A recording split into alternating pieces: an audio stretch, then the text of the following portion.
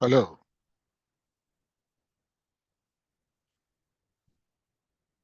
Good evening, Ludwig. Can you hear me?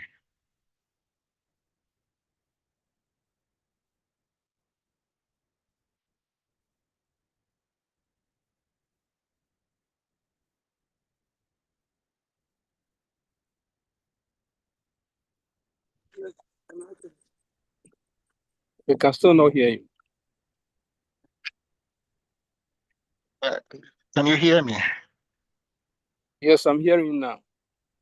Okay, thank you very much. Jabish is on. He's listed as managing partner AEA. If you can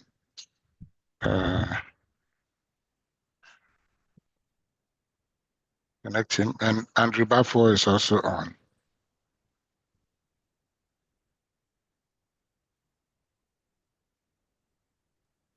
Yeah. Very good. Good evening, Andrew. Good evening. Good. So we are all set, and we should start in about 4 to 5 minutes. So thank you very much. Yes. But Eric, you haven't given us the access. Oh, you have. I can hear you clearly. Yeah, but when we have to share. Oh, yeah, that will be done in a minute. They are working on that. Yes. Okay. That will. They're going to make you a co-host as well. So you're already a co-host, so you're right to share with me. Yes. Who is speaking first? Both of you. No, Javish will start. Javish will start. Okay.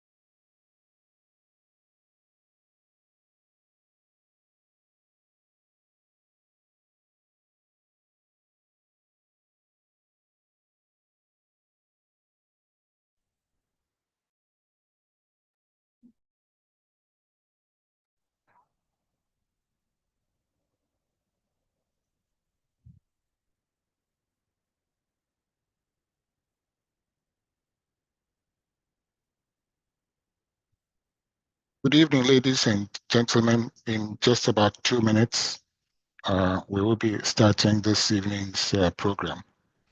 We would basically have a short opening remark from the president of the Institute after I've welcomed you all. And then we would have short opening statements by the main discussants, after which we would open the floor for Q&A, and then we'll sum up. We would be running for 2 hours. I'm hoping that within the 2 hours, we would dilate the issues very dispassionately. And so we welcome all of you to this evening's topic. which is a partnership between the 60 Plus Dialogue platform and the Institution of Engineers, the Ghana Institution of Engineers. And we are very, very, very pleased to have this collaboration. So this is the unofficial welcome. And in 25, 30 seconds, it will be 1900 hours and we'll commence the program. I hope you can hear me clearly. And so thank you very much. The speakers would have their videos on so you can see them. We'll kindly plead that everybody else turns off your video, and then we would also kindly request that you keep your microphones muted until you are called or recognized to speak. This is also being streamed on YouTube, and we'll share the link so that you can share that with your families and friends outside. So it's a live stream on YouTube as well as this Zoom platform. It is now 1900 hours. Good evening to all of you across the world who have joined us for this evening's discussion on the topic addressing procurement bottlenecks in the power sector. This is a discussion in which we hope to share ideas on where we are, how we got here, what we need to do, and how we can fix the problems, and also look at the future ahead of us. We are not just going to talk about this because of the recent ECG challenge, but it will feature in our discussions, and it will definitely be one of the topics that we would touch on. And so without much ado, I'd like to invite the president of the Institute, Engineer Ludwig Hesse, to welcome us officially. Thank you very much. And good evening to all of us. And I'm very happy to join this platform created jointly by the GHIE and the 60 Plus. When we first started discussing this, and I heard the 60 Plus, it never occurred to me that I'm naturally part of the 60 Plus. I thought I was still a young man, but it's very easy to get into that class, the 60 Plus game. And I think we are partners in this. And I'm very happy that there's this platform, and the wealth of experience of our senior citizens will be shared on topical issues and try to guide the future of our country. Indeed, I was introduced as the president of the Ghana Institute of Engineering. I only became the president 2 weeks ago. The theme on which I'm running for the next 2 years is engineering our future, do it well, do it right. Probably the biggest motivator to this thing is on how we do business in Ghana. And how we do business, we as engineers or engineering practitioners get a lot of flack publicly. And sometimes the flack is so obvious. When you sit in the car, you drive on the road, and you hit a pothole, and your wife is in the car with you, and you are an engineer. It doesn't matter which type of engineer you are, I'm sure you get a flack on that. So, and then also we hear about corruption in our country, and it's linked very much with procurement. So when you hear a topic like this, and what has happened recently, and lately ECG has been on the line, but after ECG, somebody else will come, and so it's good that we engage on issues like this, and I'm very happy to welcome all of you to this discussion. We have very experienced people on the panel, and hopefully we'll do justice to this, and we can all bring our ideas to see how to move our country forward. Thank you very much. Thank you very much, Ludwig, for your opener. Colleagues, the power sector is such that it takes quite some time to get the things that it requires to work.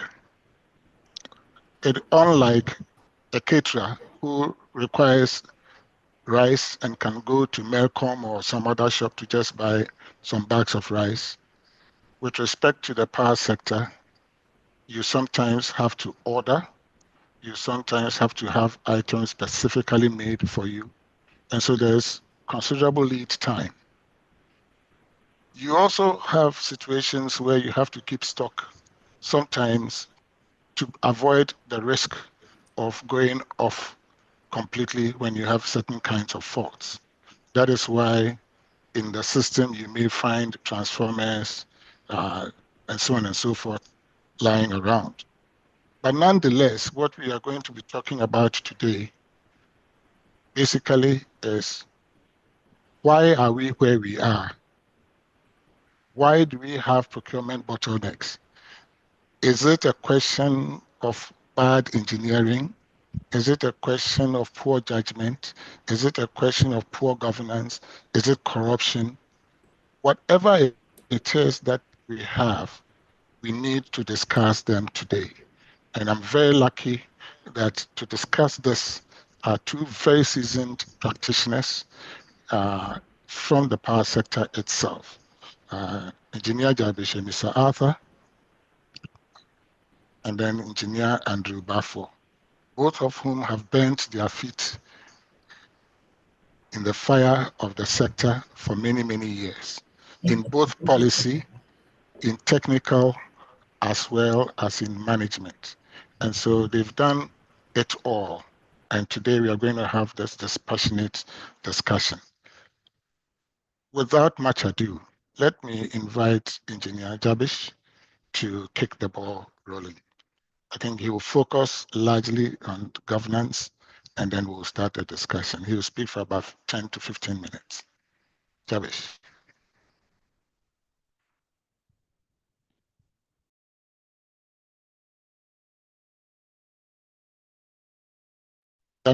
You are muted.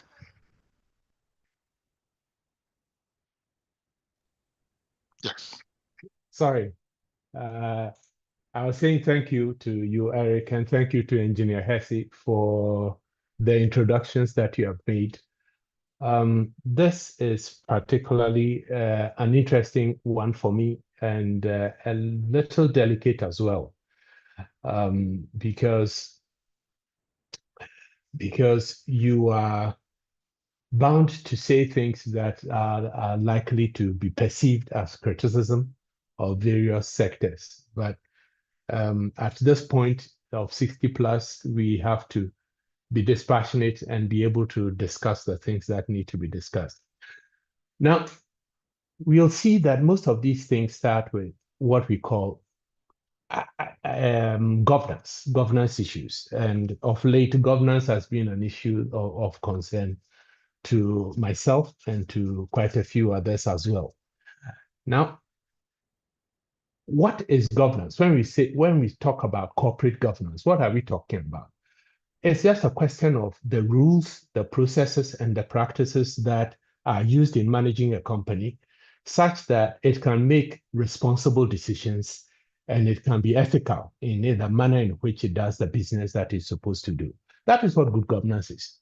That you set the institution up to be able to make correct and good decisions, responsible decisions, and that you are ethical in the way you go about things. So there's not much mystery about good governance, and we have to think about it in this way. Let me start from what I consider to be one of the challenges that we have in Ghana in dealing with all of these things. And it starts with the exercise of power. The exercise of power. You can't run an organization, or you can't appoint the management of an organization without giving them discretionary powers to make decisions and to pursue the decision. And one of my concerns is how that discretionary power is exercised. And I think it is a national problem and that we must deal with it. Very many of us accept or we perceive that when somebody or a position is given discretionary power, then it means that he can exercise it arbitrarily. But that cannot be the case. You are given the power to order material, you are given the power to employ people, you are given the power to award contracts. Yes, the company cannot run if the management and the heads are not given that power. But that we should not mean that you are allowed to exercise that power arbitrarily, that you just wake up and you decide that I'm going to employ this person or I'm going to give contract to that person, or I'm going to buy that. That is not what the discretionary power means. And we have made this false interpretation, and it is affecting our whole culture as a country. That we think that when the Constitution gives somebody power, when the law gives somebody a power, then that power can be exercised arbitrarily, as long as it's the person who was the rightful person to exercise the power, and he does it's okay. And I see that as to be one of the roots of the problem we have, that discretionary power should not be interpreted to mean that you can exercise it arbitrarily. When you wake up, whatever you feel like doing, then you do it. Or whoever you feel like awarding the contract to, then you do so. No. And that is why in many places, there are procedures for doing these things.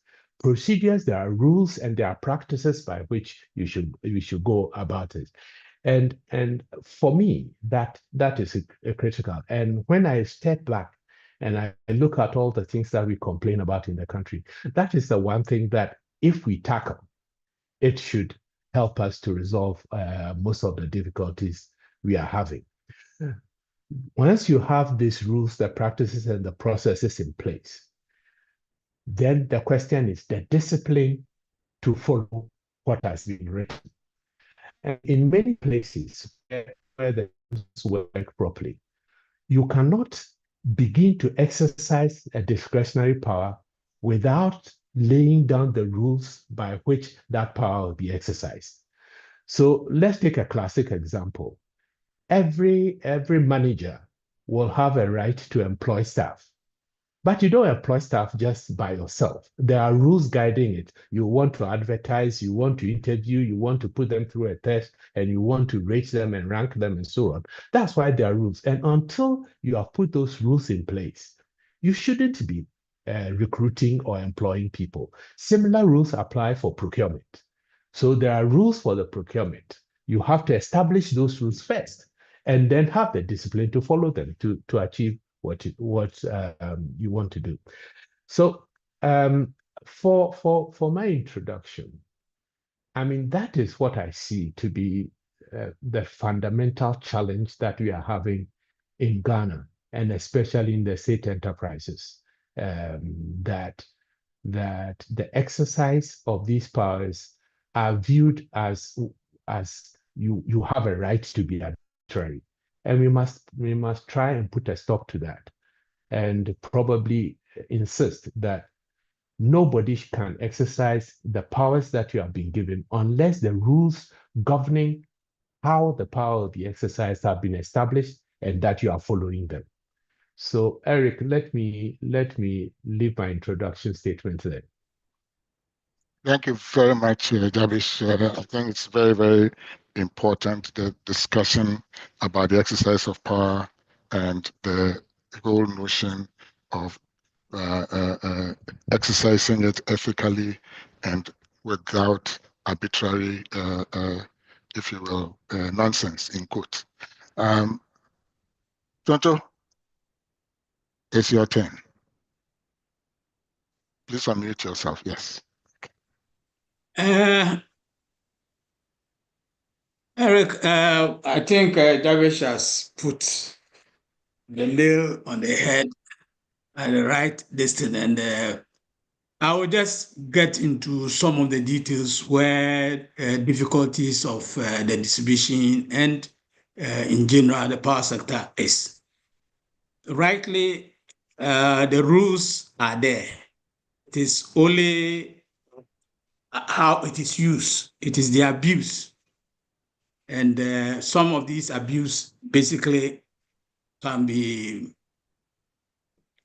attributed to either corruption, greediness, or whatever the case may be. As much as possible, I'm going to present small paper, and I'm avoiding those strong words like greediness and corruption in the paper, just because you will need to either prove or have evidence, which it is difficult to get evidence when you want to accuse people of corruption. It's not that easy.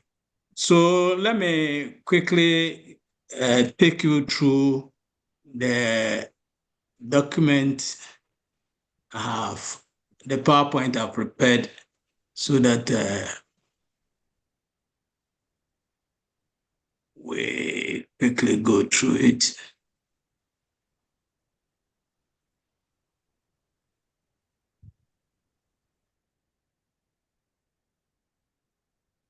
Eric, can you see? Yes, we can. Okay.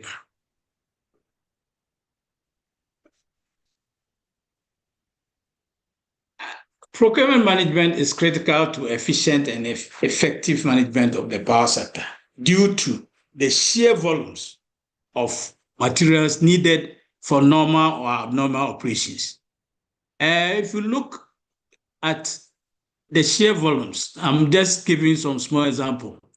For instance, in ECG, on annual basis, they need about 11 million meters of 120 aluminum. They need roughly in a year, they need roughly high tension poles or LV poles, almost about 500 and something all the time. So if you look at even the conductor, 11 million is, if it's 2,000 on it, it's 550 drums of conductor that they need. That's ECG only. And if you bring the means of energy, means NETCO and others into it, it becomes another issue altogether.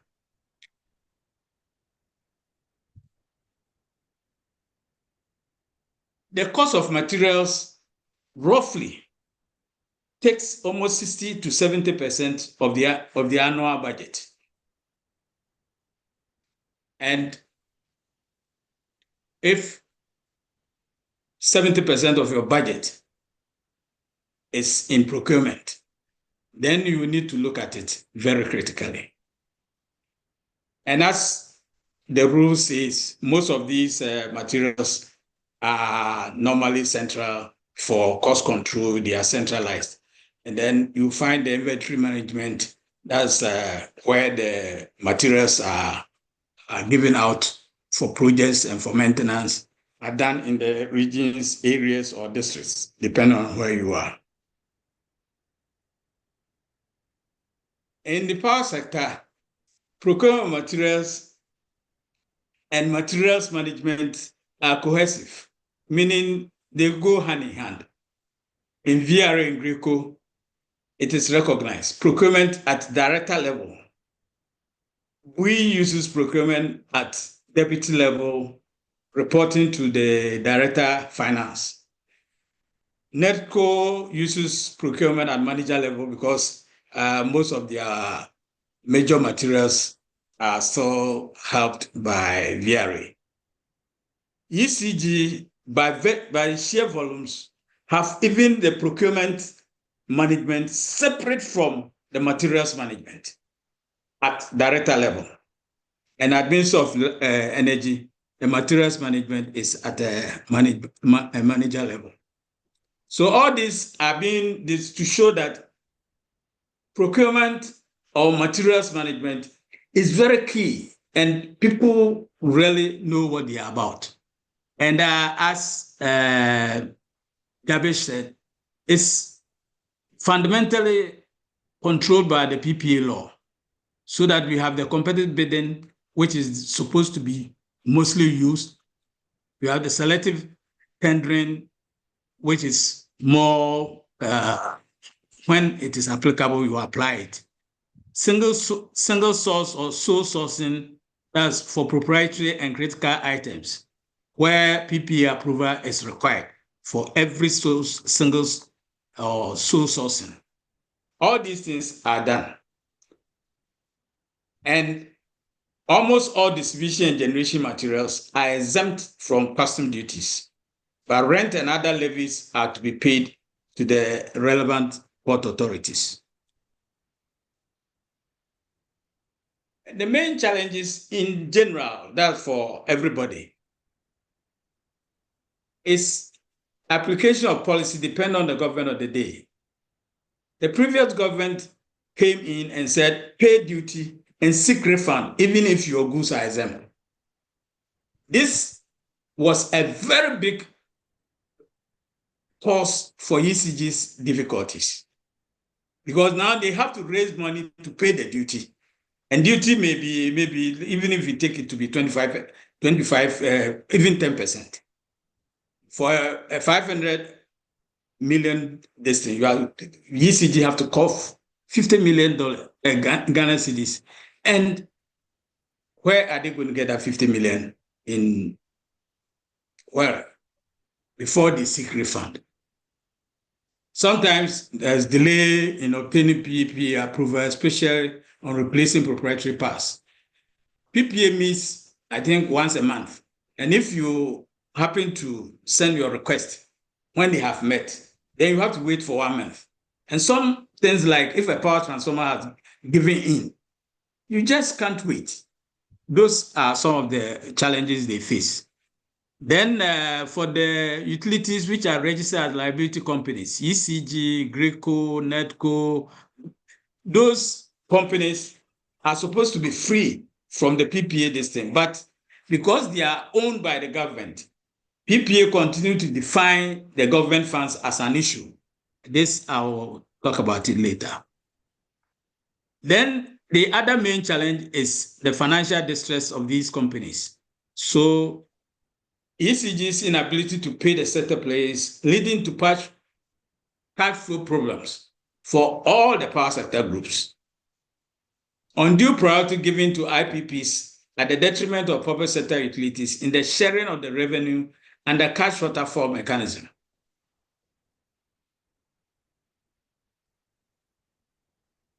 With ECG, but now I will concentrate on the distribution sector and use ECG as a destiny. ECG has had materials management as a key from its earlier days, even when they were under government. They used to have somebody called Chief Stores Purchasing Officer, who worked under the chief accountant in those days, up to 1984. Then they created, there was a restructuring, and the Director General Services was put in charge of materials management at the director level. Then there was another restructuring. Then they lowered the materials distance and brought it to a divisional level, which means they were now reporting to Director of Engineering. After applying that for a while, they realized that no, materials was so key that we need to create a directorate. And the Materials and Transport Directorate was created in 1998. In 2013, they separated the purchasing part and created the Director Procurement. So ECG has two directors, one for Materials and Transport and one for Procurement. I've tried to see the rules which guide their procurement over here on this slide. I won't go through it all over. But normally, the user department or the materials director will look at his level, minimum stock levels, and initiate the procurement activity. It will go to finance for them to clear that, yes, we have budgeted for this. Then it will go for managing director's approval. From there, then the director of procurement starts to initiate the procurement activity. whether it is going to be competitive, selective, or single sourcing. And depending, as I said, single sourcing is basically only for the proprietary space and other things. But majority is supposed to be competitive bidding. Then the tender documents, technical specification, everything. This is the normal procedure. Then they will go, if the value is that high, they will have to go to the managing director or go to the board for approval before the director legal, in collaboration with the procurement director, prepares the contract documents, and then the contract is awarded. From there, the director materials have the shipping, and so he will be informed, and then he'll start arranging the shipping arrangement to clear the goods. ECG is self-declarant. This is a term used at the customs, and you tell that if you consign any material to and put it ECG, then it has to be cleared by ECG. That's why ECG has its own shipping section. It's not a department, it's a section. And in those days, ECG had a banking account for clearing their distance so that it doesn't become a problem for the company when goods arrive at the port. So they had a dedicated account where this thing. Unfortunately, these things have now been stopped. So the challenges in ECG, basically the financial distress, cash flow difficulties is a big problem. The implementation of the cash waterfall mechanism has become a big headache for them. Their high system losses is also a key because of that. They don't have enough money. As at December 2024, their losses was 27.06. Fortunately, when I presented this to you in 2022, their losses were around 29 point something. They have reduced it by 2%, which is good, but it's not enough. Their poor revenue mobilization. My checks with them shows that last year, if they take their revenue to sales ratio, it's almost about 85, which is 15% collection losses. That is unacceptable. Then these are leading to their inability to clear the goods on time, creating high demurrage and rent charges. And as I said earlier on, this government policy of pay your duties before you ask for exemption. Adherence to budget control.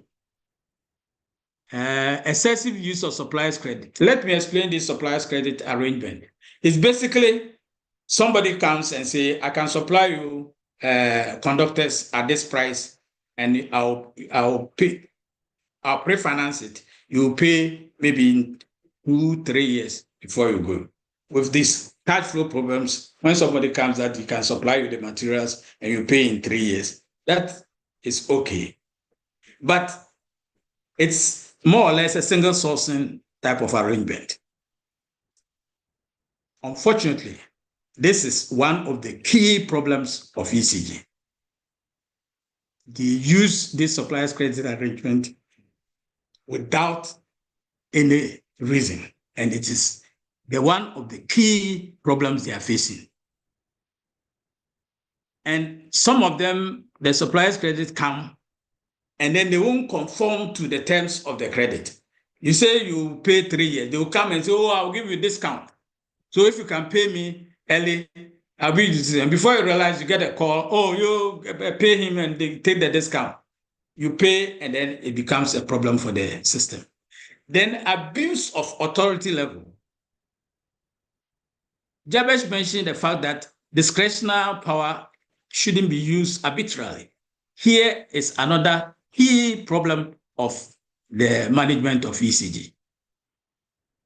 If your authority level is 500,000, so he goes ahead and sign contract 500,000, several of them without going to the board.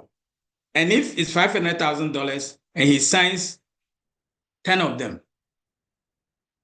that's 5 million, just like that. 10 of them in a month. And depending on the discipline of that management, they use this thing without going to the board. And my next big problem is the political interference, appointment of MDs, non-ECG staff. If we get to the other places, it's not like that. But with ECG, you get somebody to come from anywhere, United States, and come, and he's a managing director. And the pressure from the government to award contracts is another key problem they face. Recommendations. Eric, I think the number one for the general is government should revert to non-payment of duties on goods which are exempt. Political demands on management to offer contracts to favorites should be minimized. Left to me alone should cease, but that would be maybe too strong. PPA should resolve the government fund issue to allow limited liability to operate outside the PPA law. And I believe PURC should abolish unfair favoritism to the IPPs in the sharing of the revenue of the cash waterfall mechanism. They are all generators. VRA is a generator. BUI has a special arrangement, but they are all generators. Why should they be category B and then the IPP, the so-called category A? And then when there's money, the category get, whilst our own public group gets nothing for them to be able to pay for their destiny. And PURC should take a critical look at the generation tariffs, which are dollar priced. Again, for the general tariff adjustment mechanism should be allowed to operate. We are told we are getting some 27% increase in tariff. Why? Because for almost 5 quarters, the tariff adjustment mechanism haven't worked. And suddenly, tariffs, electricity bill have to go 27%. That's a blow to the system. And so I think the government should allow this thing to go on. And if it is some 2, 3, 5% on quarterly or whatever it is, it will be bearable than we will look at it. And my advice to the power sector players that they should operate within their approved budget allocations. ECG should adhere to their budget controls, improve operational efficiency. All these things have raised it earlier on. But the key is they should reduce their over dependency on suppliers' credit. I'm suggesting that they use custom bonded warehouses instead of leaving them at the port to attract high demurrage and rent charges. Further on, they have huge stores in the regions, and they can convert some of them with the appropriate authorities, convert some of them to custom, so that when they go in to take materials, the customs people will be there, they pay the duties, and then they take the materials and go and work. It will require some discipline anyway. And I'm suggesting there should be a cap on number of contracts which can be issued using an authority level in a specific period. For instance, if your board meets every month, why do you need to sign authority level 1 million contract, 5 or 6 of them? Every month you meet the board. So whatever it is, take it to the board and get approval. And I'm saying that even if they continue to sign the contracts, they should report at every board meeting the number of contracts they've signed using authority levels, so that the board can then monitor them.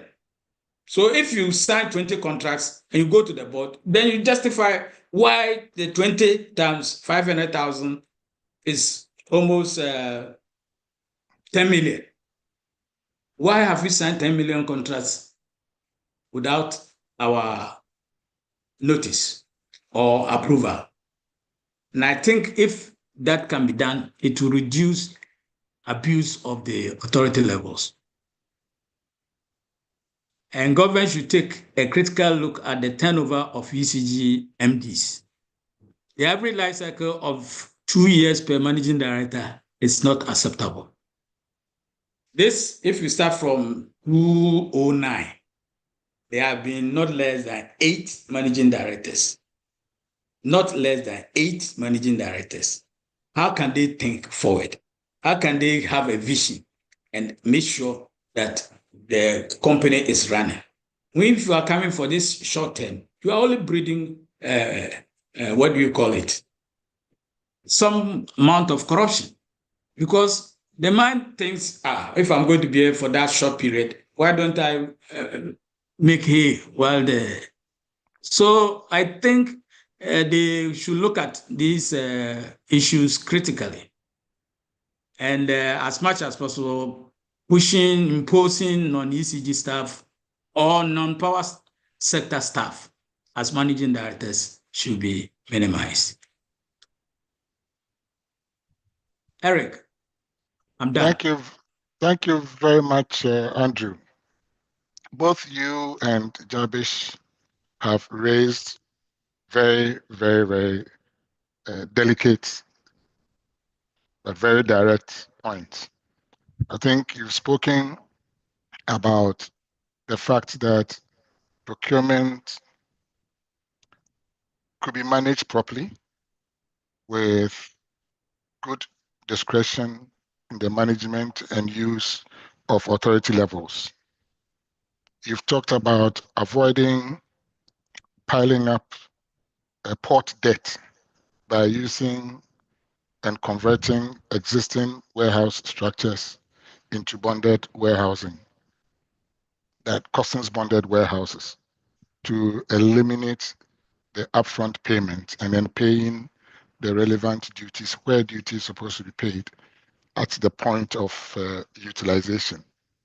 You've also indicated that part of the system could be, or part of the problem could be avoided if we minimize political interference in the sector. And so we can now begin the discussions proper, having set the tone now. But participants, the Institute would like you to kindly register your attendance. A form has been put up, a link to a form has been put up. Just check the chat room, put up your information so that whatever we have, the records of the discussion and the PowerPoint and so on, can be sent to you afterwards. And it's https://forms.gle. So kindly look for it and complete the form for us. So let me quickly ask Jabish. It takes such a long time to order, say, a transformer. So what is wrong if the sector, an institution, be it ECG, VRA, Gridco, WE, and so on, has a $4 or $5 million transformer sitting down? Would that be seen as wrong, Jabish? Not necessarily. Not necessarily. That won't be wrong, depending upon what the requirements are.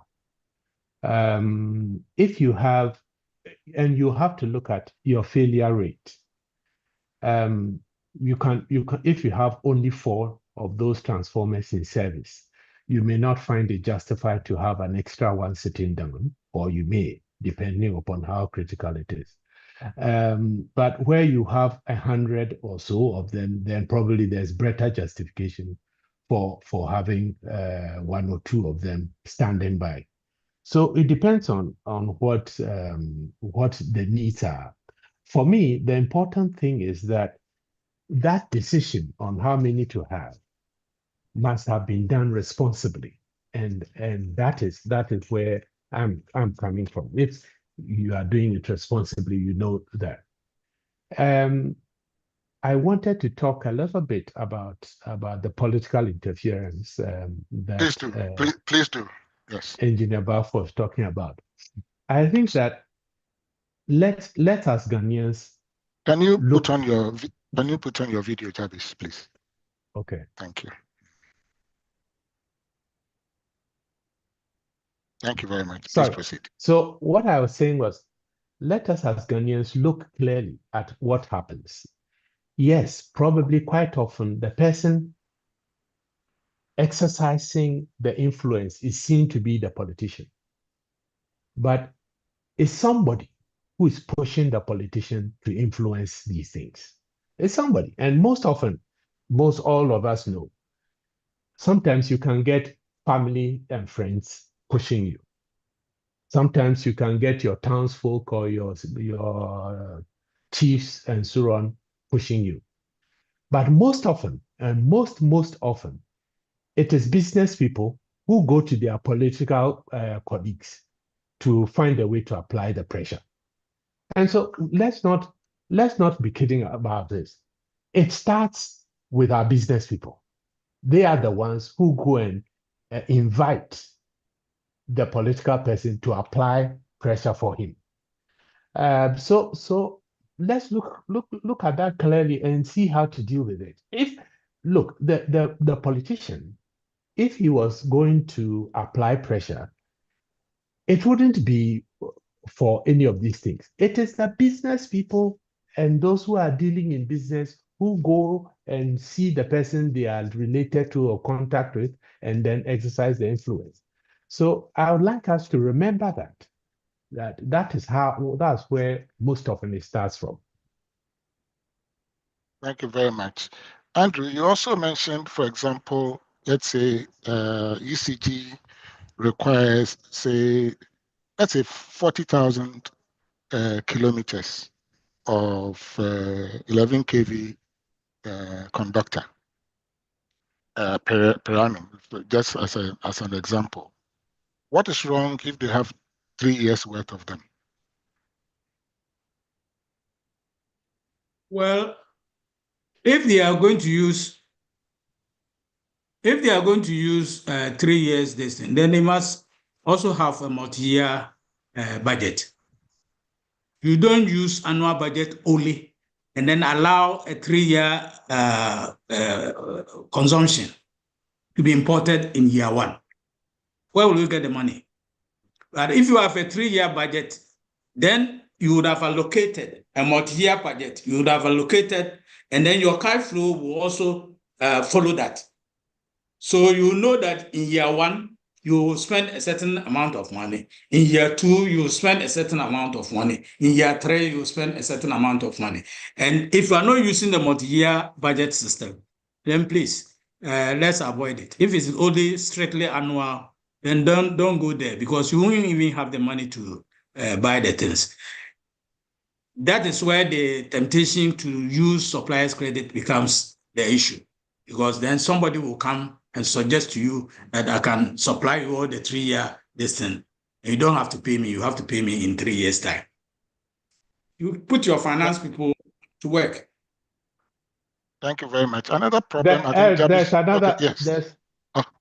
Go ahead. There's another part to it that sometimes these multi-year things, they end up the material, either you are not using them in the time or they become obsolete and then you have to chuck them out. So like he's saying, where there's justification, probably yes, it all comes down to being responsible about what you are doing. Because you don't buy 5 years worth of something and then, especially with technology, the things will expire and they'll become obsolete or the equipment has gone out of service. And then you are stuck with the what you have imported, and then you are going to have to auction it off. So one has to be really very careful about doing these multi-year things. One other thing that I have noticed is that given that we have a billing or revenue collection challenge, and given that the power system, particularly the distribution side, they've always been looking for ways to close the loop in improving the revenue collection. How come that in the recent ECG case, we are not seeing procurement of items that can help bridge revenue collection gap, meaning either equipment or measuring equipment of some sort, meters at substations or at transformers, to be able to localize consumption effect and so on and so forth. I don't know if I made myself clear. I understand you, but you see, I caution the fact that I don't want to go into using terms which I'll be asked to provide evidence. So Okay. people will use the least resistance to achieve their aim. Why would you? Most of those things are conductors and insulators.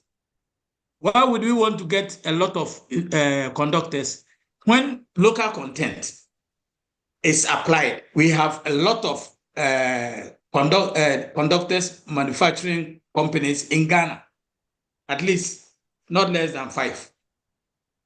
So why would we go and then order a lot of this thing with suppliers credit of conductors from China?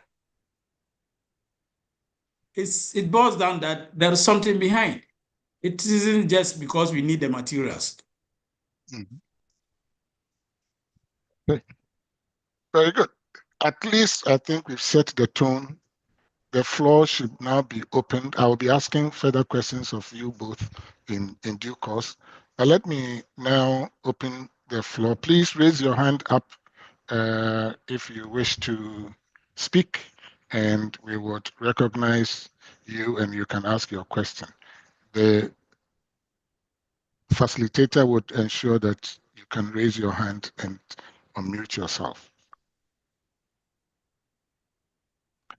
Whilst the hands are being raised, let me ask my two players a question from the coach. So what do we do next? How can we improve the system?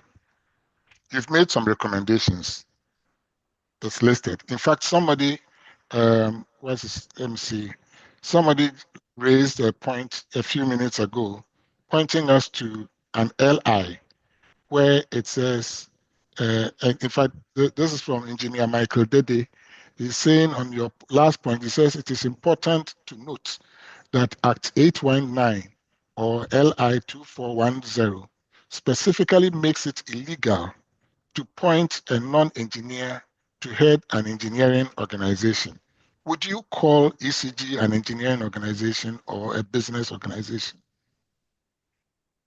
Well, to me, it's a business organization. Seriously, we do not have serious objection to whether but if the person has been trained within it, like, let me use, he's gone, so I can mention his name now.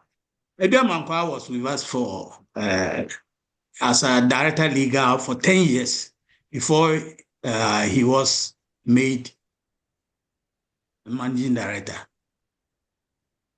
Such a person within the system, 10 years as a director, if he is appointed and he uses his managerial capabilities properly, he will succeed. He doesn't have to be seriously an engineer. I don't really have, 2 of them have come there in my time. Yeke Kalichi was there. He didn't have any problem. He was there for 3 years. He was an engineer. But he was from the system. He came from, I think, Jamaica or somewhere, having left VRA to Jamaica and then came to ECG. But he knew the system. So what we are trying to put across is that don't bring non-power sector person to come and head a place where he doesn't even understand the way the system works. It's unfortunate. Point well made. There's a statement from Kwesi Bedu Chenebua. He's saying this discussion seems to focus more on procurement of materials, But as an engineering institution, which is GIE, we should be focusing more on how engineering consultants or companies are awarded contracts with the power sector. I wish, Kwesi, you yourself can explain why you've made this point. If you can unmute yourself, why are you making such a point?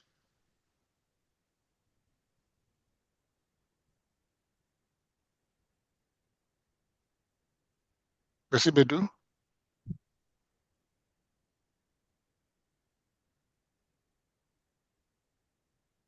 whilst we're waiting for Kwesi to come up, Andrew, again, this is for both you and Jabish. One for you and one for Jabish. Says there seem to be, this is from Mr. Yomo, Engineer Yomo. There seem to be too many meter brands in circulation. Is it a procurement flaw or an engineering strategy? This is a difficult question, but so far as I'm concerned, so far as those meters meet the tanker specifications, it doesn't really matter. Once it meets their tanker specifications, that's okay. It's only when they don't meet the tanker specification and you are pressured to accept them, then it becomes a problem. But once it There's some back feed from one of our participants. Andrew, please go ahead. so so far as I'm seriously concerned, the number is not too much. Yes, maybe 1 to 5 will be okay. So at the point they were using almost about 15. That was a bit alarming. So 1 or 5 distance, because these meter now virtually they use locally manufactured meters. Most of them, that's what they are using. So there are about 5 or so meter manufacturing companies in the country. And with that, even they don't do selective tender, they make them to bid. And then when they get a price, then they share the meters to all of them because it's the same certification, it's their price variation. And because they've got a cheaper price, they tell you if you like, you supply, we can give you this quantity. So thank you. If Jabish, I should say it, I mean, the key, as Engineer Bafo says, is if they meet the requirements, if they meet the standard, and if they are compatible. Okay, the problem comes when you get different brands that are not perfectly compatible, then you complicate your life. So as long as they have established a standard and all of them meet the standard, not just in performance, in its communication and so on, it may be okay.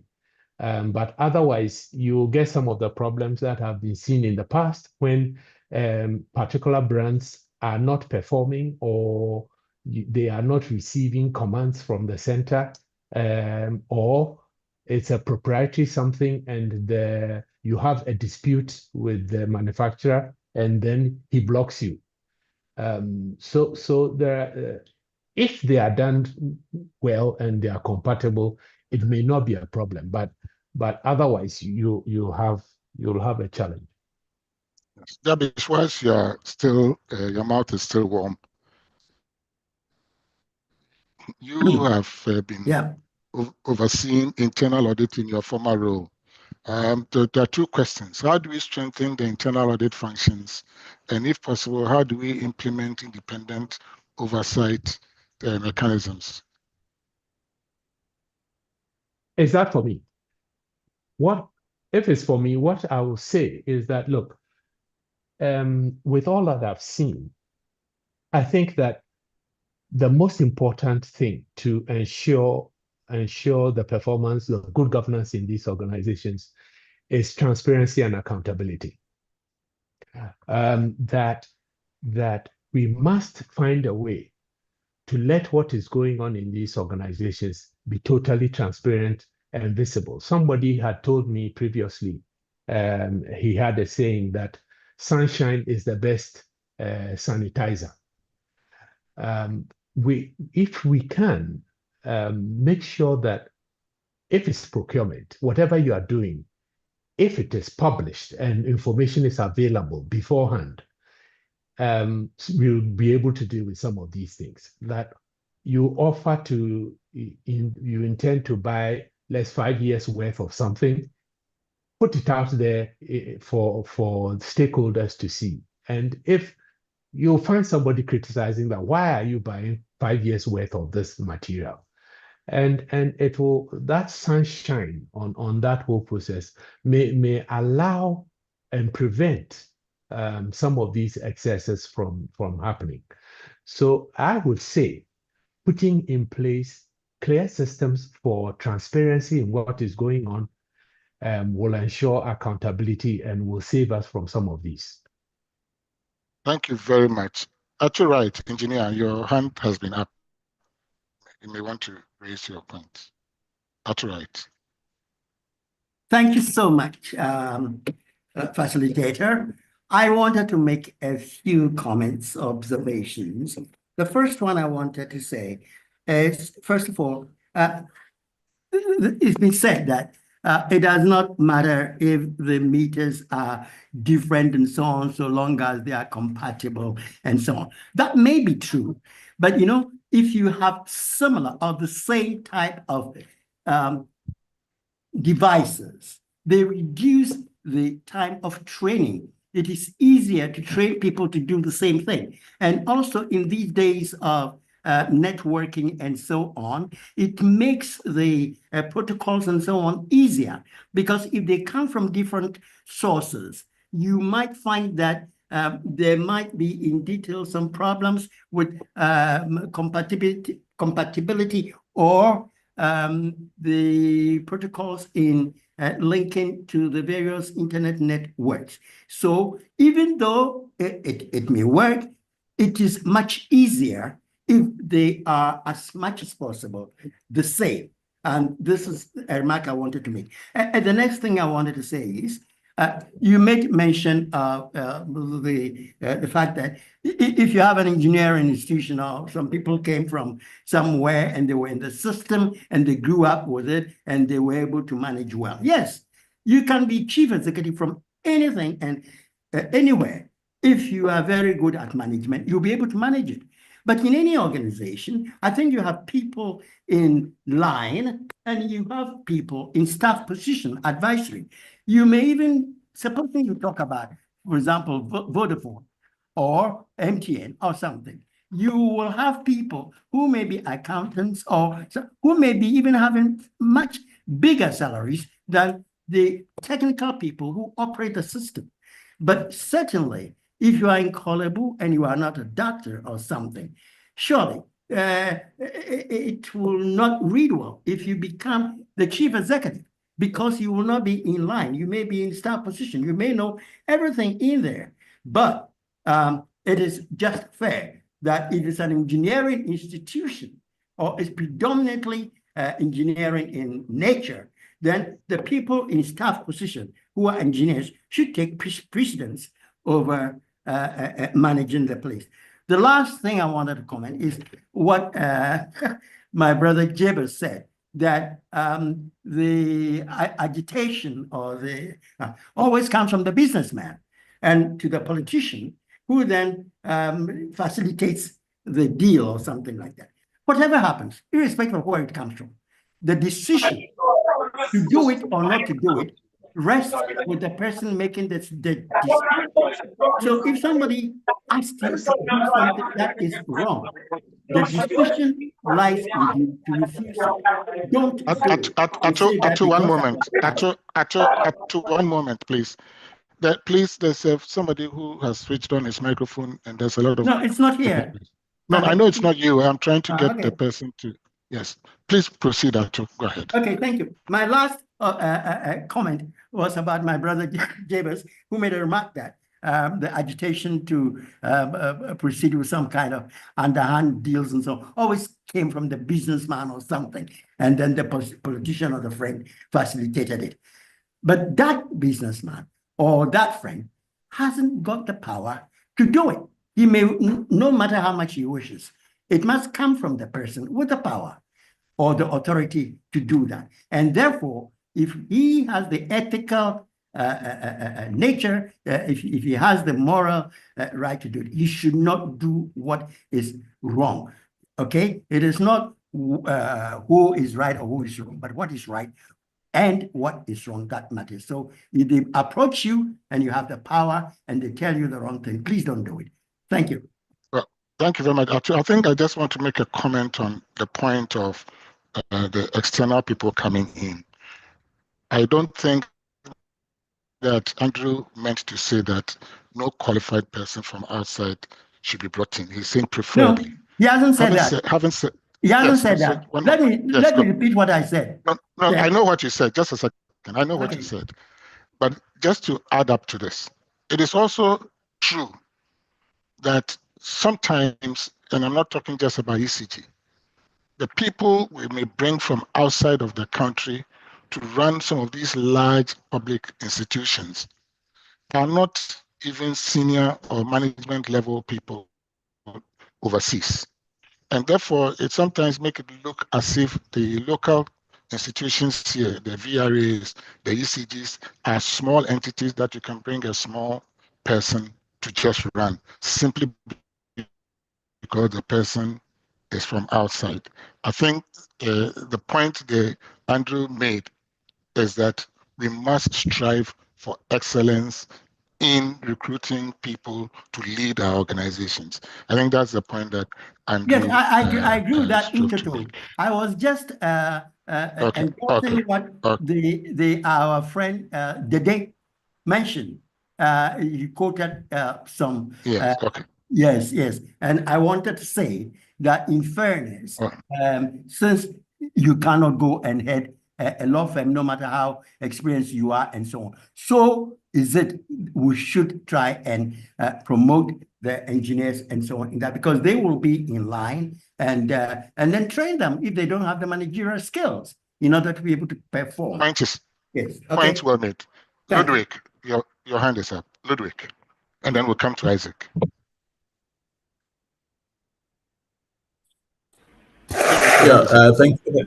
Thank you, Eric. I just want to talk about the same thing that is on the table about selecting, especially MDs of, let's say, public organizations generally. And we've said let them come from inside or let them come from outside. But I think it's time that as a nation, we start using like Jabesh said, their competence, the right people at the right time, appointing the right people at the right time. And there should be a due process of appointing the leadership of public organizations. The fact that when there's a change of government, then all leadership of all public organizations change should be a thing that we should start pushing to the past. And probably we should bring our collective weight through these constitutional amendment review processes Ludwig, that one, the law has already been tested. The Supreme Court has already ruled that CEOs whose contracts are yet to expire can stay in office, and it's just that it has not been followed. Yes, I understand that, but a lot of CEOs really they don't even have contracts. They're appointed through the system, and they can be appointed or disappointed. But it's a process of the appointment which I'm worried about. And the real thing is that if at a certain point UCG needs a strategist to get the company to go over a certain hurdle, and you are recruiting an MD, and you know where your focus is, then you can focus it there. But if we don't go through a proper process where people are selected based on the need at any one time, then we are really in the process. Then we'll be bastardizing this issue of should it be an engineer, should it not be an engineer, should it be this, should it be that, should it come from inside or should it come from outside? Sometimes it's prudent to appoint somebody completely outside an organization to come and make a change because you really want to bring change from outside. Sometimes it's prudent to bring people who have been trained from inside to take over. And we should be able to assess institutions and appoint leadership in that way and not bastardize them as political animals. And it's because they are politically appointed. That's why the politicians with their business cronies can come and lay so much influence on these same people. So we have to start looking at how we bring our voice to this discussion of how MDs of public or state institutions are appointed. Thank you very much. Thank you very much, Isaac Bedu, Engineer Isaac Bedu. Thank you, sir. I want to also add my voice to what is being discussed about appointment of head of engineering institutions. The Engineering Council Act, has it there that for engineering institutions, the head of the institution must be a qualified registered engineer, licensed engineer. And it's in the law.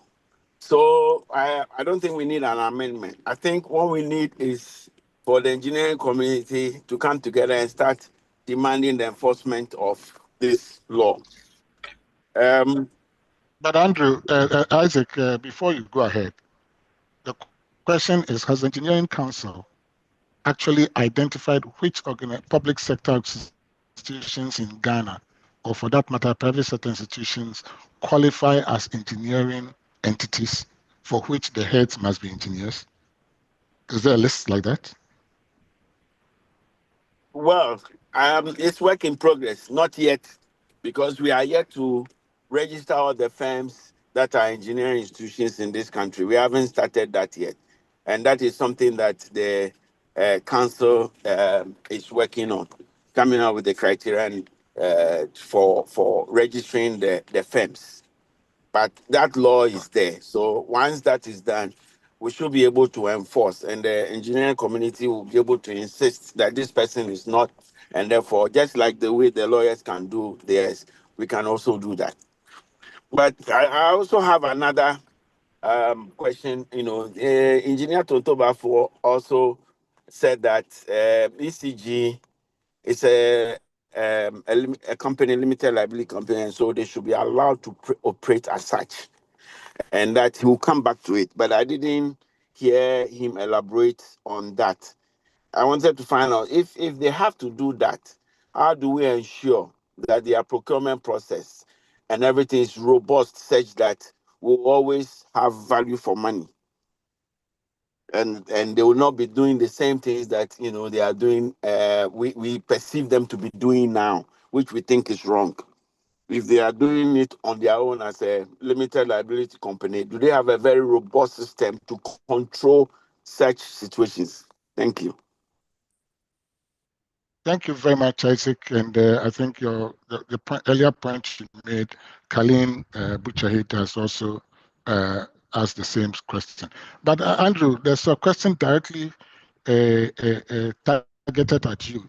It says, the cash waterfall mechanism offers some transparency to the ECG revenue collection and distribution to the players in the electricity value chain. Why is Engineer Bafo saying it is not good for ECG? You are mute.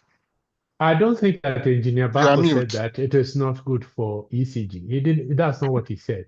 He was pointing out that it was not fair to the public entities that were also involved in the value chain. And that's what I remember Engineer Bafo saying. Okay, but I want Andrew to remove his mouth as the expression goes himself. Andrew, you have to unmute yourself.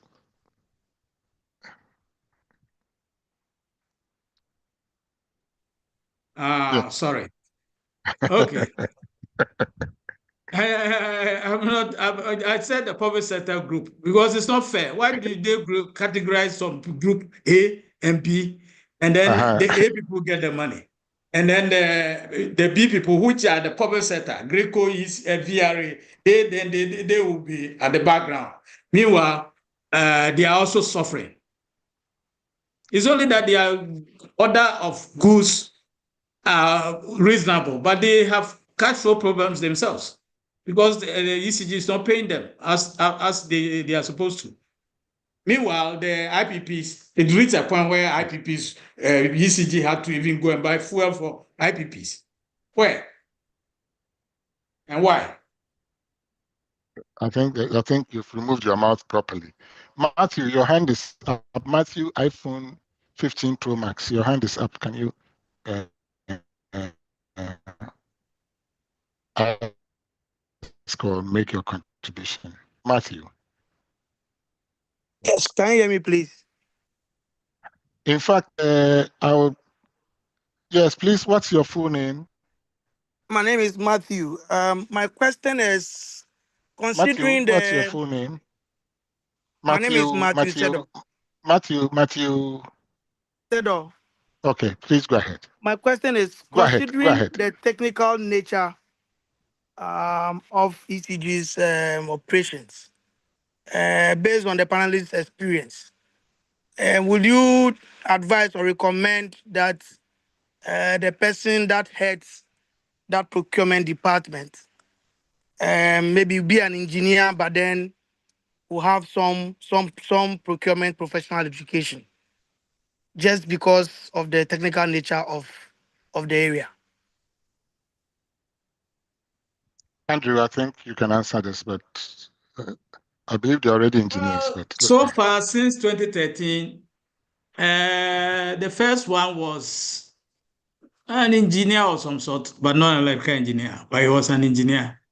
And he had also done materials management at World Bank level and the various courses. So he had all the qualification to be the procurement director. The next after him was a lady engineer.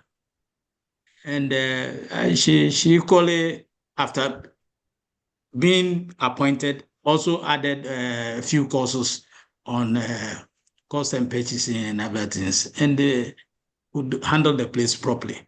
The issue basically is not as to whether engineer or a procurement specialist is the one who is doing the job. What is important is that they allow the rules to work.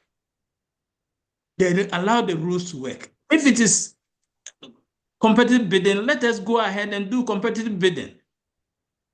But where somebody thinks his authority level is 1 million, he just signed contracts. It is not fair. The procurement directors so far, to me, are fully qualified people. Whether they are engineers or non-engineers is not to me, it's not very critical. But if they will be allowed to work, and I gave you all the process they go through, if they will go through that process judiciously, we don't have problems. Because if you have to send every procurement you do to the finance people to ensure that it is budgetary covered and cash flow can support it, why would we have problems at the port? They won't. And they go through the normal process. The process is there. It's only they shortcut some of them because of inverted commas. Thank you. Thank you very much. Galaxy S21 5G. Ordinarily, I would not allow you to speak, but please identify yourself and then make your comment. Because we like members to rename themselves and let us know who they are, please. So Galaxy S21 5G, your hand is up. Please identify yourself and then you can speak.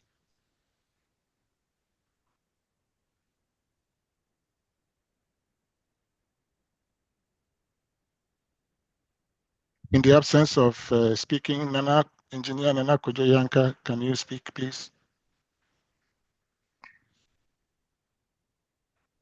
Okay, well, good evening to the senior members here and everybody on call. I have a few, two questions and one observation, which I may require a reaction. Now, the first one is, I fail to, from recent times, I mean, in the electricity industry currently in Ghana, the energy industry now, I would love to understand how it is possible that a supplier for ECG, for instance, in the most recent times, a committee came up with some work that they did, and you have procurement suppliers who had done some level of work, brought in some supplies or spare parts into the country, but as the normal practice for other industry would be, they supply, import it into the country and leave it at the port and work out some invoicing and all of that and get paid for the supplies they brought in, for instance, for ECG. That is the observation, and I don't know if there may be a reaction to that, because it doesn't really seem like an international best practice. I would expect that the procurement, the supplier would supply to the warehouse of the ECG or any entity that is granted that contract. That's the first one. The other is the relationship between a procurement budget, the revenue an organization generates, and the general needs of the organization. How does corporate governance try to streamline these three so that you do not budget for things that you do not need in basic terms, and that your performance as an entity is not derailed such that you're only purchasing to replace, but you don't seem to be particularly maintaining well enough.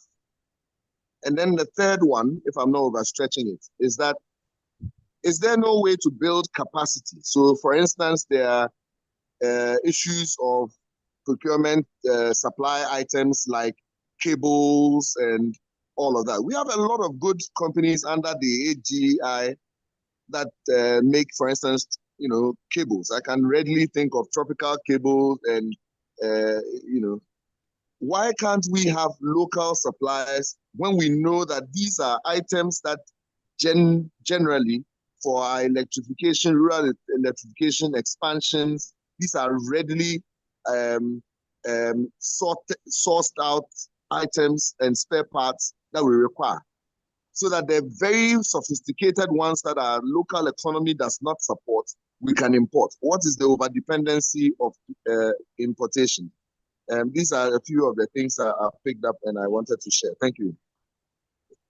Thank you very much, Engineer Kojo. Jabesh, if you can pick the second one, which is the relationship between procurement budgeting, revenue, and the imperative of corporate governance. If you can pick that one, Jabesh. And then capacity building. I think Engineer Bafo spoke about the capacity building, but I think you can answer that as well. No, I mean, Tonto would answer the third one, but Jabesh, if you can look at the governance and the imperatives one. Well, like the two are closely linked. I mean, your procurement budget is also linked to your operations and your cash flow situation. We have all operated in an organization where the fact that you even have something in your procurement plan for the year doesn't mean that you can buy it in January or February. And you'll have to link up with those operating the finances to see when you can procure it. They may tell you that the cash flow will not support it until we get to July. So there's a close link between all those things, your plans for the year, your procurement budget, and so on and so forth. So they are closely tied, and a proper system for governing the business will see that they are all linked, and an effective governance system will have checks that unless it has passed through the various places and they have been approved by the various people, the one who's providing the money, the one who's going through the process, the one who use it, and so on, it can't be procured. So they are closely linked, and any system with good governance arrangements will have them linked and will have multiple units having to give their consent before the procurement can go ahead. It can't be that one person just sits down and signs the order and then that is it. Thank you very much. Tonto, can you look at the question of capacity building? I think you raised it in your presentation, but I'm sure. Is it the capacity of the local manufacturers? Yes. Yeah. Well, I don't know when he joined because we raised this issue and we said behind it, the proper processes for doing the procurement is there. It's only people are abusing and they've been in discipline and they are not doing what they are supposed to do. So for the local content issue, I just said that why would anybody order conductors when we have about 5 manufacturing companies in Ghana and we have local content policy or law in the country? It will mean that either the power sector management, if they refuse to recognize that, then they are going against the law. So it is all a question of indiscipline and a question of greediness on the part of some of these people who create these problems. And they say, yes, somebody raised the fact that a businessman will listen, but the onus lies on the managing director. If the situation comes and then you can't do it, you must explain it to whoever is forcing you to understand. Or refer to your board chairman that this is a situation I can't have, but because it's coming from here, can you take it up for me? If we do something like that, they will understand and then maybe not put too much pressure on you. But in fairness to the procurement department, it is also the case that there may be certain types of cables that are not manufactured by the local firms, but they could be ultimately manufactured once those specifications are known. So that, I think, we should give that as a caveat. But other than that, the point you raise is very valid. Mr. Egan, your hand is up. Can you make your comment? Can you hear me? Yes, we can. Go ahead. There's some noise in the background, but I'll try. Quick one. I joined late, but I came in when talking about political interference and all those. But I just wanted to know, barring this interference, assuming they empower the board or system that appoints the MD, I'm talking about the MD selection. I just wanted to know whether, first of all, is it a must that the MD must be a Ghanaian? Why am I asking this? Because one of the speakers mentioned we've tried about 9 MDs, and it looks like we have not done well up to this time. So can we take some lessons from, let's say, the oil, the mining, the football, all those, where we look at performance, qualification, competency, and then some history of accomplishment of a person, regardless of the person, whether he's a Ghanaian or not, provided he can perform. And we give him a contract to give him the free hand because you don't necessarily, in some of the West African countries, they invite other people from other countries to help in such utility sectors. Is that a possibility? Or as far as we are concerned, every MD of ECG must be a Ghanaian, whether he can deliver, because these are the people who can be influenced. They know you, they know everybody every relative of yours. If you don't succumb, something will be done to you. But if we start look at the mining sector, the oil sector, they don't care where you are coming from. You can be a Ghanaian, provided you can deliver the change that they want. If you can't, off, next, that sort of thing. Is that something that we can do in this sector? Thanks. Javish, would you like to pick that up and then Toto can comment and then we can move on to the next question? Okay. Let me share my personal views. I think in some of those countries where they have gone for foreigners, understand the context. It's quite often because they haven't found that capability in their in their country and among their citizens that they have gone outside to recruit.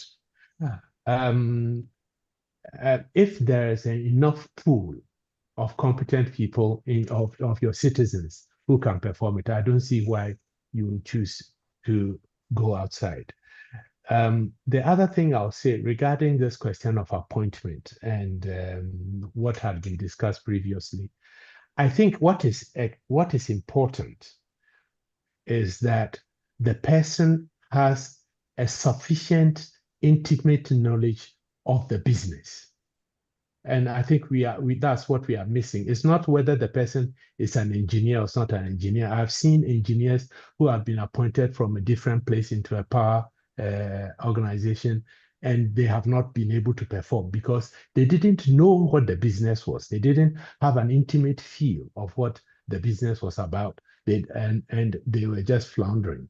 So that is what I'll say, that yes, those who have gone outside is primarily because they haven't found a sufficient pool of local competencies or local capabilities to handle it, and they've gone outside.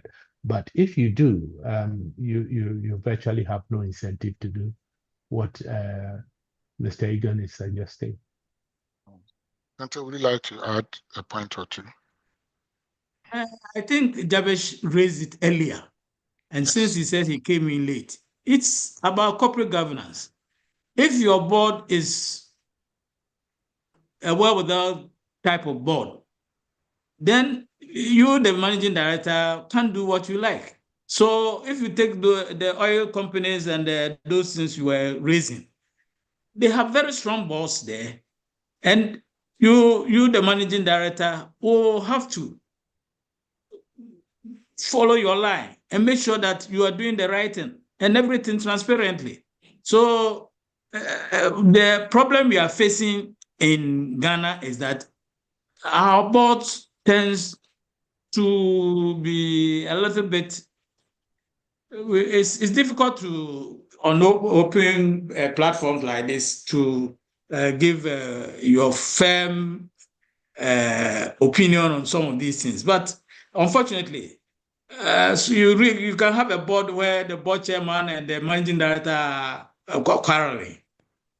What do you get out of it? Because they all think president appointed them. So if you want to do the right thing, a company, a managing director must be appointed by the board through a proper search, and his competencies are proved that he can do the job. Then you put certain KPIs before him. If he doesn't deliver within a certain period, you sack him. And if he knows he's going to be sacked, if he doesn't deliver, he will definitely deliver. So we need to enforce our corporate governance properly and make sure that we are doing the right thing. That is the key. It is nothing. I don't think those oil companies or gold minings and those things are doing anything special. We have the people. We have people who are competent. It's only they must get the free hand to work as corporate governance allows them. Thank you. I might also add to what both Jabesh and Tonto have said, that it is also important that the boards themselves understand that once they are appointed, irrespective of the political coloring of their appointment, once appointed, they must have a fiduciary duty to the organization. So they think about how the organization would stand on its feet and work as the organization. But if they do not do that and they begin to behave like politicians, then the business will definitely be on a quarreling foot in terms of diverging itself from the primary mission and mandate of the organization. Ludwig, your hand was up, and then after that, Kiyosaki. Yes, I was just going to say that I vote for Toto about for what he said the last time. The board appointments, MD appointments, we must advocate for proper laid down systems for appointing board members and managing directors for state organizations. I think this is where the crux of the matter is. And if we start getting that right, we'll be moving in the right direction. We must, if the rules are not allowing us, then we must work together to get the rules changed so that we can get these things done properly. Thank you. Thank you very much indeed. Colleen Butcherdid has made this point in the chat room very, very strongly as well. And she suggests that the Institute must put its weight behind this type of change. Tiyosaki, your hand is up. Thanks, Eric. I think we should actually also look at a different perspective. I mean, I sometimes get worried when we focus so much on those in authority, or we look solely at the people at the top, as if this thing would be fixed by just getting a good board member. This is going to be done if you get a good CEO and all that kind of stuff. I mean, yes, they are important and they are critical, but there's a fundamental problem that I think we have in this country. The middle base themselves are so susceptible that you do have a situation where you have people in authority positions and they do whatever they want to do. I mean, the systems and the empowerment that we should be providing to the people who sometimes should act as really the guys who stop the people from the top from doing what they want. Some of these things are not being done. The rules are there. I mean, you talk about ECG, all of these other institutions.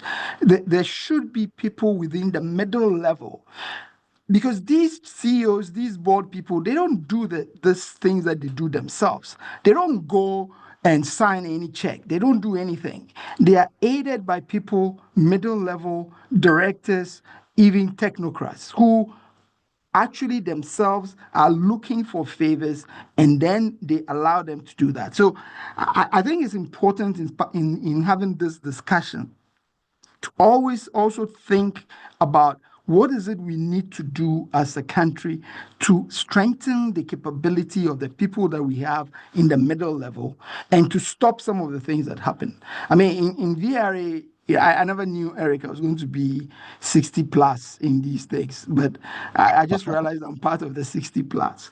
But I mean, as a young engineer in VRA, I could be part of a procurement structure and arrangement, and I will be making decisions. It will not be the CEO who's be making these decisions, because the team that's been set up, the evaluation team, they're the ones who do these things. And so we have to look at our structures.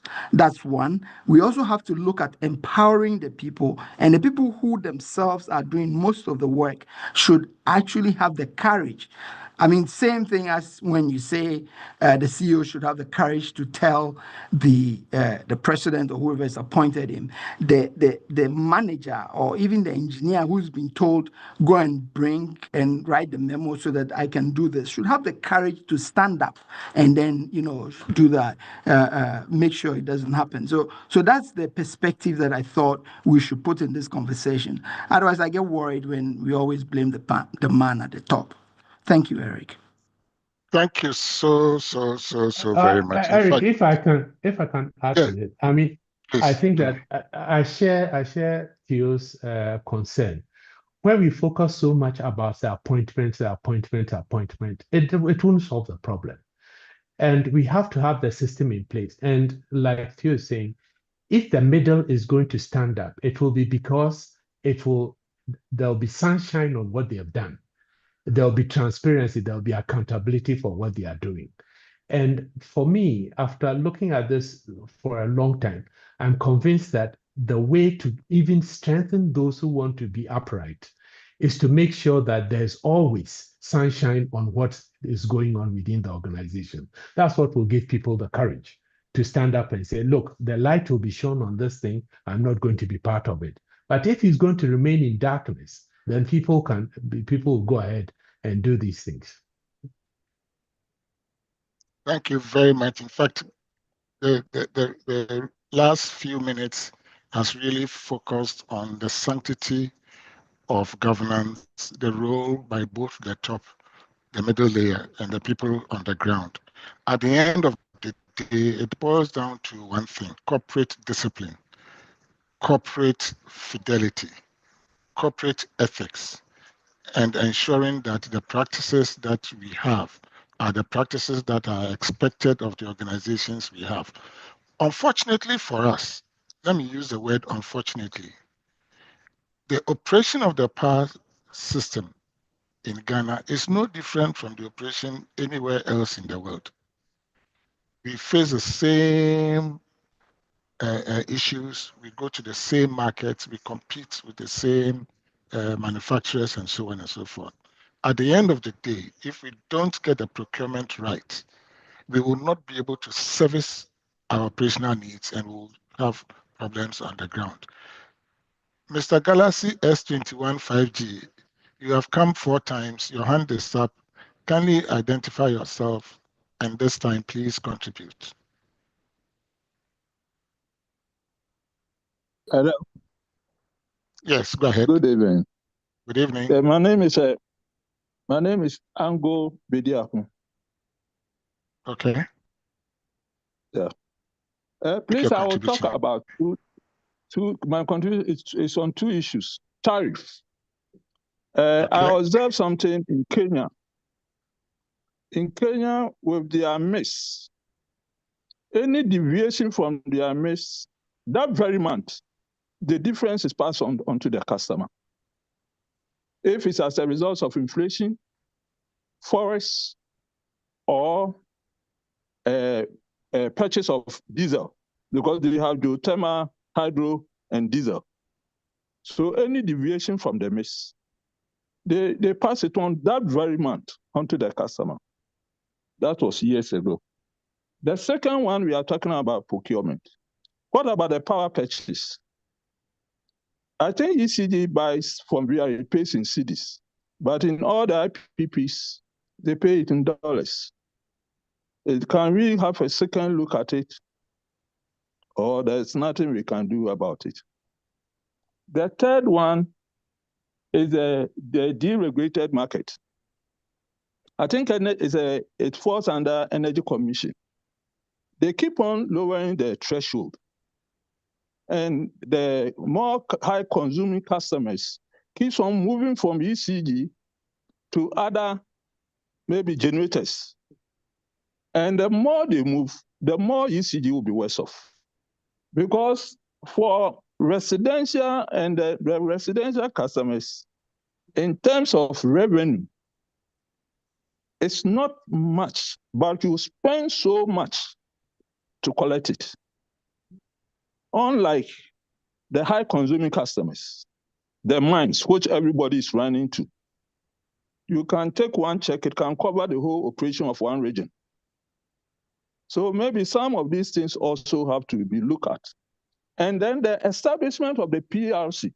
I think one of their mandate was a uniform tariff or uniform price across the country. But with the deregulated, I don't know whether that LI or they have amended that portion. Other than that, it defeats the establishment of the PLC, one of their mandates. Thank you. Thank you very much. Tonto, would you like to pick the question of the power purchase agreements?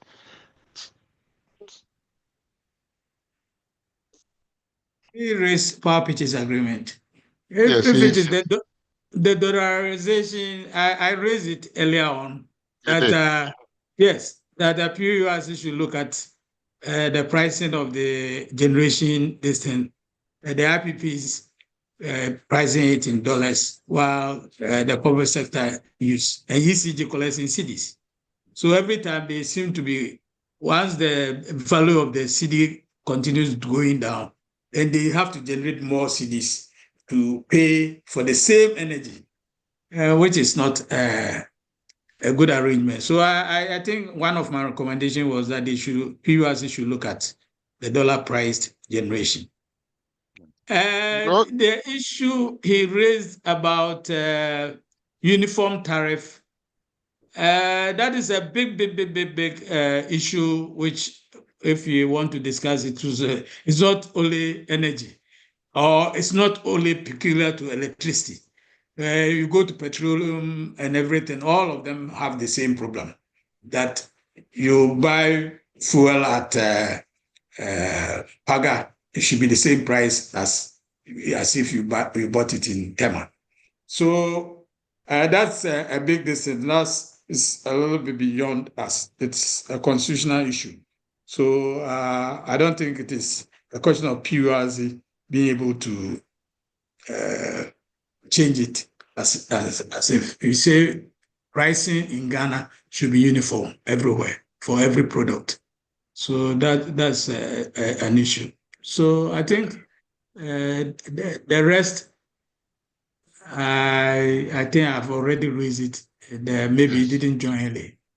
Yeah, but I just want to add that Ango, when you talked about the tariffs and you use a Kenya example, in the guidelines for PURC, when there are significant variations on the factors that make up the tariff mechanism for power, the changes are done. Indeed, and Tonto, in his opening presentation, raised a point that if these variations are handled on a continuing basis, we will not have to wait and then put a very large swing like the recent 27 or 22 point something, 22.7 or 27.2%. That's a point that Tonto made earlier on, that if it was regular 5% here, 5% there, the curve very smooth and easy to buy.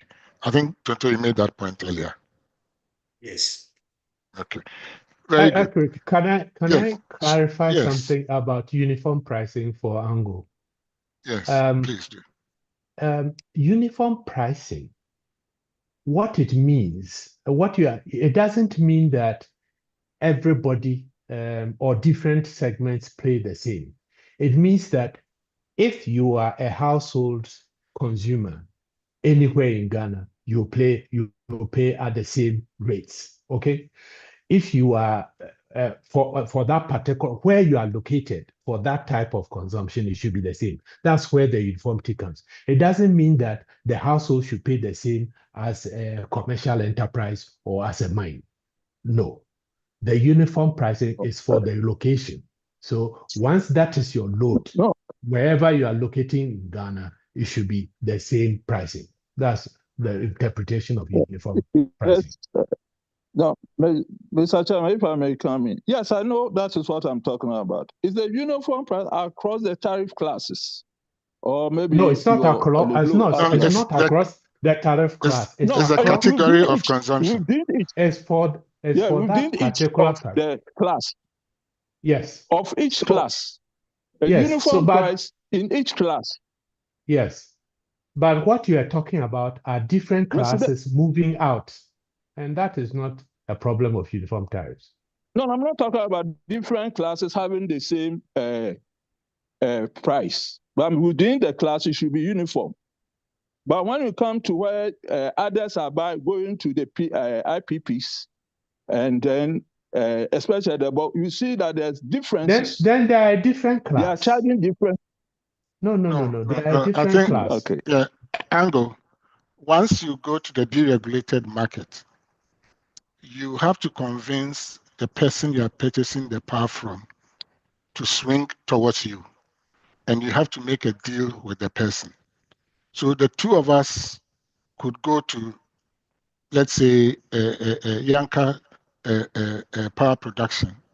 We are next door neighbors. But looking at my payment plan and all of that, I will charge you 8.6 cents. And my next door plant might get a tariff of 8.1 or even 9 cents. So there are different reasons why in the deregulated market, the tariffs are not the same. The uniform pricing, as Jabis has rightly put, is that for each category of customer, the pricing is the same to the extent that you consume the same or similar levels of power. So it's across the country. That means that somebody is paying less because he's being subsidized, let's say, at the transmission level. Somebody is paying more because he's bearing less of the transmission, but the end price is the same. for that category of customer. Ludwig, your hand is up. Yes, thank you. I want to change a little bit.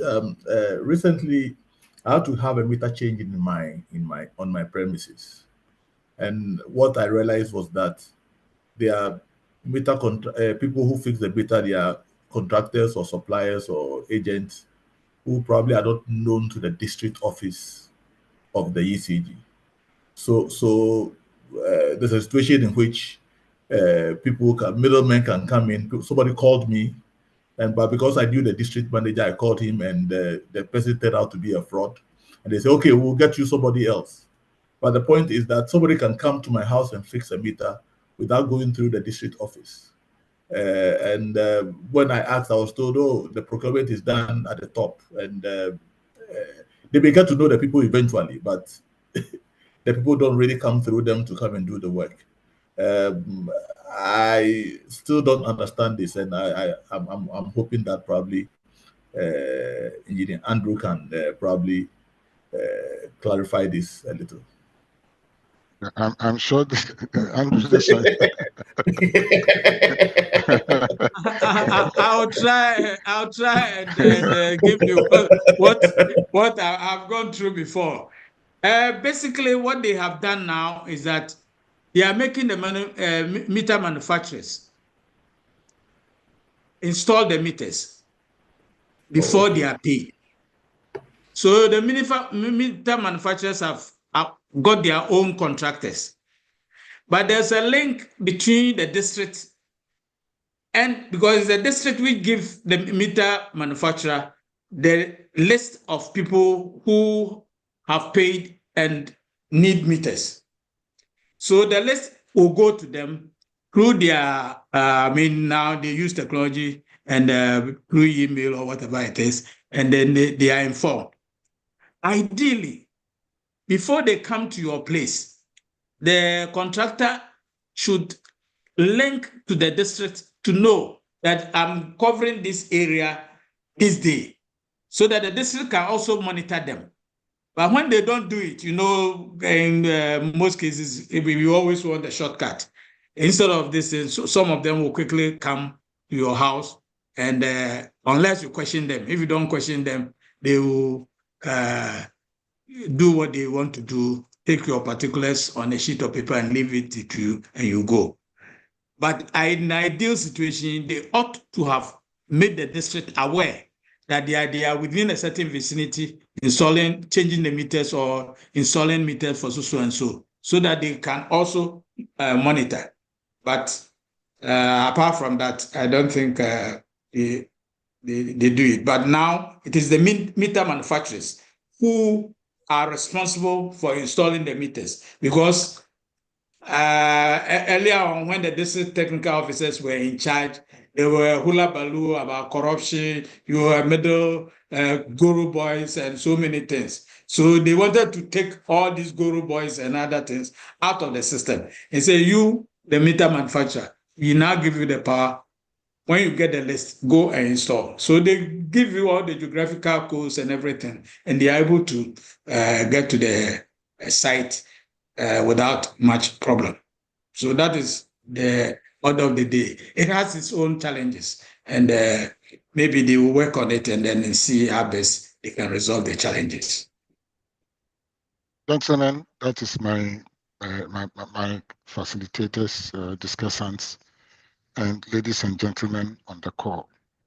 When a good discussion is ongoing, you soon lose the sense of time. We only have just about 10 minutes, and it's very, very clear that the topic has been a very timely matter. So let me give each of my discussants just 3 minutes to share their closing thoughts. I'll start with Tonto. Since in the first round you spoke second, I'll start with you this time. Your closing thoughts in 3 minutes.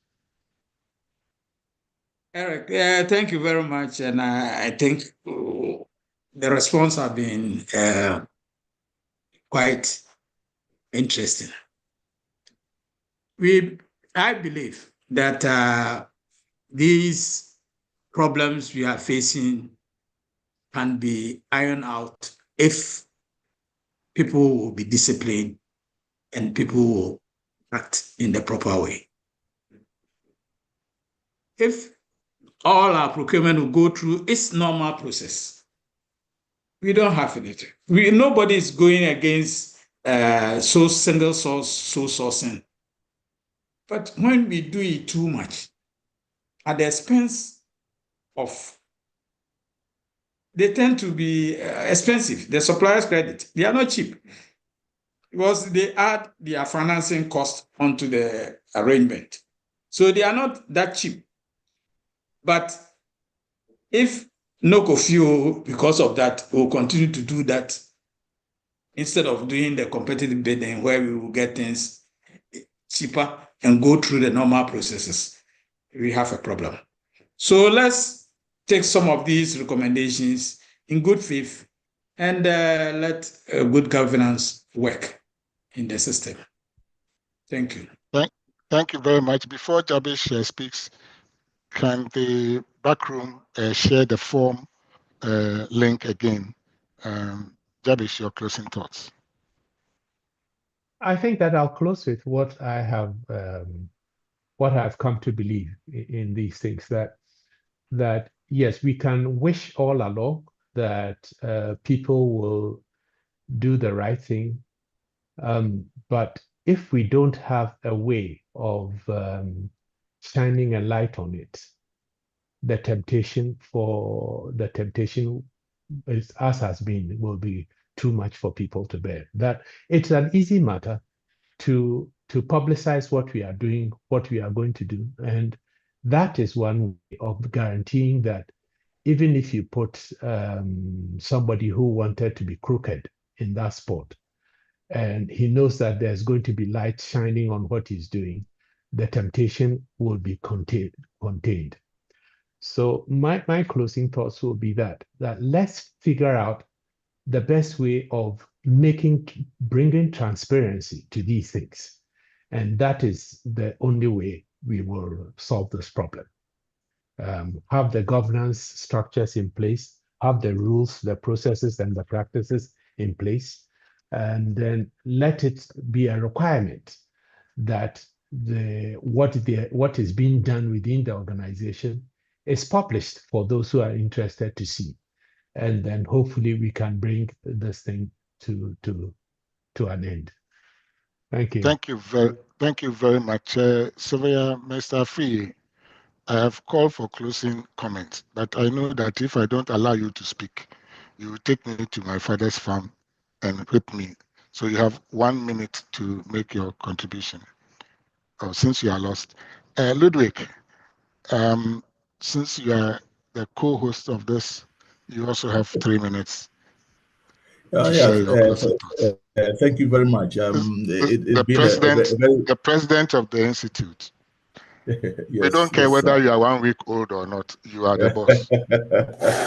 Thank you, sir. Yes, it's been a pleasant evening, and I think it's been a worthwhile discussion. I see that we all are coming to the same conclusion, shining a light, doing what is right, and probably going forward, all of us together, this should lie on our hearts and in our minds and in the way we do advocacy, because that is the way our country should be going. Our generation probably we've almost ended our time with a system that we think should change. And probably we are not in it to change it, but we can speak out and let the younger people know that there's a better way of getting these things done. And I think we should all come onto the table and get that done. For me, I see the constitutional amendment process as an opportunity. And so we as an institution and with other stakeholders, probably the governance systems in public organizations should be one of our key concerns, and advocate for a system that we know will be better. Of course, that's not the panacea like it's been emphasized, because the organizational structures and systems and cultures must also be cultivated. so that the light can shine on the whole system so that we can get things working again. It's Ghana can work again, and we all have a duty to play our role in getting it done.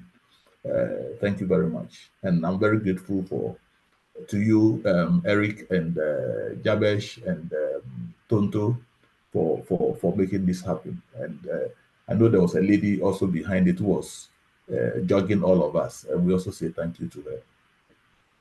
Thank you very much. We've been talking about addressing procurement bottlenecks in the power sector.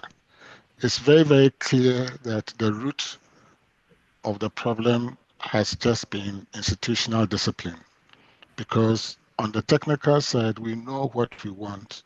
It is just that we've not been disciplined enough to follow through the governance imperatives, both on the ethics, fiduciary responsibility, to ensure that we minimize political influence, empowering and ensuring that boards act with responsiveness, and then also the turf wars between the leaders and the boards of these organizations.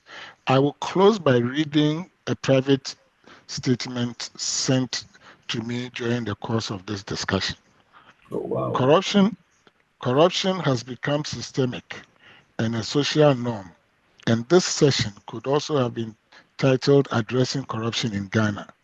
We have proposed ethics education to bring all of us into alignment in dealing decisively with corruption towards its drastic reduction and possible elimination. Although some successes may be chalked using the various guidelines that have been proposed this evening, dealing with transparency, competition, objective criteria in decision-making, legislation and sanctioning, it is evident that we currently have a real problem symptomatic of a deficiency of values and indicative of the need to change our cultural expectations and societal norms from within. We need to change our social value systems through teaching professional ethics and values from kindergarten through the tertiary levels for a sustainable republic. Then also, we also had someone add that the institute must establish standardized performance benchmark for engineers who are serving as CEOs. But that can only happen when the Engineering Council gets its act together by identifying the organizations that may be considered engineering organizations.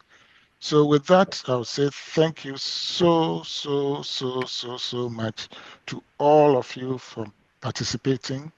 I'd like to thank the Ghana Institution of Engineers for making available this platform, and to my colleagues on the 60 Plus platform for allowing us to select 2 of our able members to speak with us this evening. 60 Plus is available for those who are retiring, who are above 60. Let us bring our knowledge to the benefit of our nation. If we can't get contracts to work, we can use our mouths to add value to what's going on in the country. And that's exactly what we have attempted to do this evening. So thank you all very much, and good night from both the 60 Plus Dialogue platform and the Ghana Institution of Engineers. Good night. God bless us all. Bye-bye. Good night. Bye-bye. Thank you and bye-bye. Bye-bye. Right. Well done.